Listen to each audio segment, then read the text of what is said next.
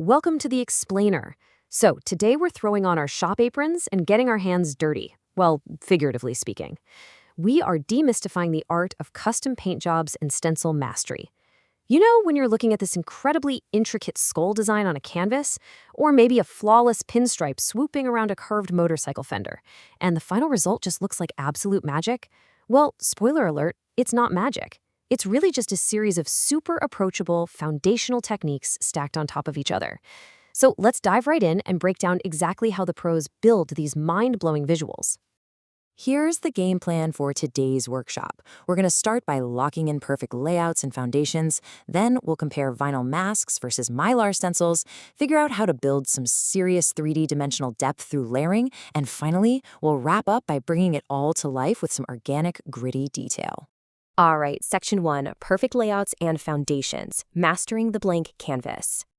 Listen, every great custom paint job absolutely requires you to dial in a flawless layout first. Think about it. If your foundation is crooked, no amount of fancy airbrushing is going to save it. To get that perfect base, you need to meet a brilliantly simple, totally old school tool, the Pounce wheel. If you haven't seen one of these before, it's basically a small handle with the tiny spiked wheel at the end. You use it to trace over a drawing, and as you roll it, it literally punctures these tiny little holes right into your paper. It is the absolute secret weapon for getting a perfectly symmetrical design, which is absolutely crucial when you're transferring artwork onto tricky curved surfaces, like, say, a motorcycle tank. So here's exactly how you use it to make a template. First up, you take a piece of paper and fold it right down the middle, giving yourself a really solid center line. Then you only need to draw half of your design on one side. Next, you just trace that drawing with your Pounce wheel.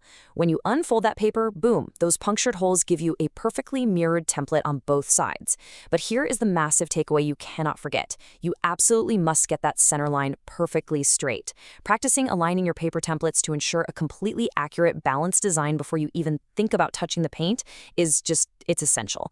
If your center line is off, your final artwork is never going to line up when you put it on the vehicle. Prep is everything here.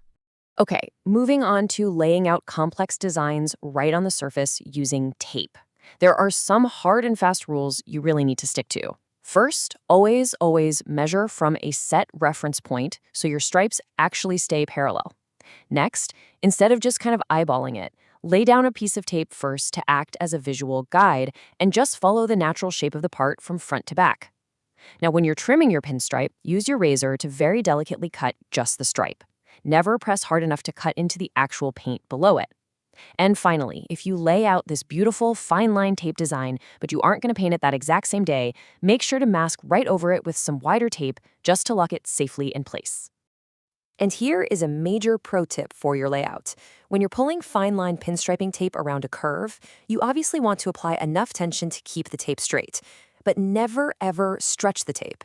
Seriously, if you pull and stretch that tape too far, it's inevitably going to shrink right back to its original size exactly when you're getting ready to pint, which will completely ruin your crisp lines. Just guide it gently, don't force it. All right, moving right along to Section 2, Vinyl masks versus Mylar stencils, choosing the right masking medium. So now that our layout is completely mapped out, we've got to choose the right medium to block out our custom shapes.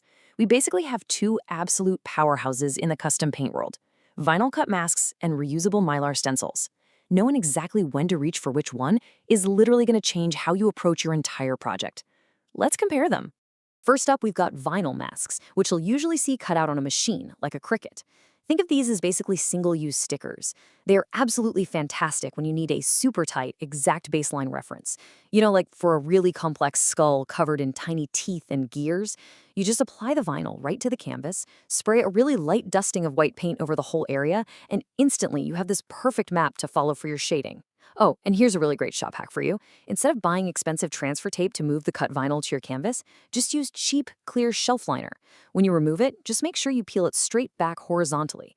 If you pull it straight up, you risk ripping that delicate vinyl right off the canvas, and nobody wants that. On the flip side, we have reusable Mylar stencils. Now, these are heavy-duty workhorses, absolutely perfect for repeatable patterns like chains or barbed wire. They've got the super durable 6mm plastic front that can honestly last a lifetime. But here's the true genius part. They have a paper backing.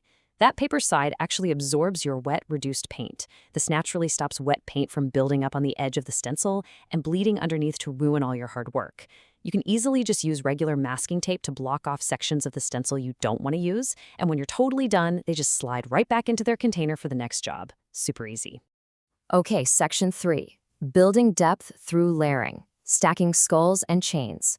So, how on earth do we take these flat shapes and turn them into mind-bending 3D illusions? Well, I want you to look at this quote from custom paint expert Mickey Harris. When talking about stacking stencils, like a big pile of skulls, he gives this massive warning. If I spray all the way over, it's going to look like the skulls are transparent. Guys, this is the #1 mistake beginners make. If you spray your paint too heavily right across those overlapping stencil edges, the lines just cross each other, and suddenly your solid bone or your solid steel chain looks like a total ghost. It just breaks the illusion completely. To fix that transparency issue, you absolutely must follow the depth rule. Basically, when you want one object to look like it's safely tucked behind another one, you place the shadowed side of your stencil facing inward toward the foreground object, and the highlighted side facing out. Then you just let the natural overspray from your airbrush gently drift over the edge. You aren't painting it directly. You're letting that soft, drifting overspray naturally create the drop shadow of the object sitting behind it. It's really that simple. And you apply this exact same logic when you're using Mylar stencils to weave chains or barbed wire. First, you spray your base color, let's say a nice gray, right through the chain stencil.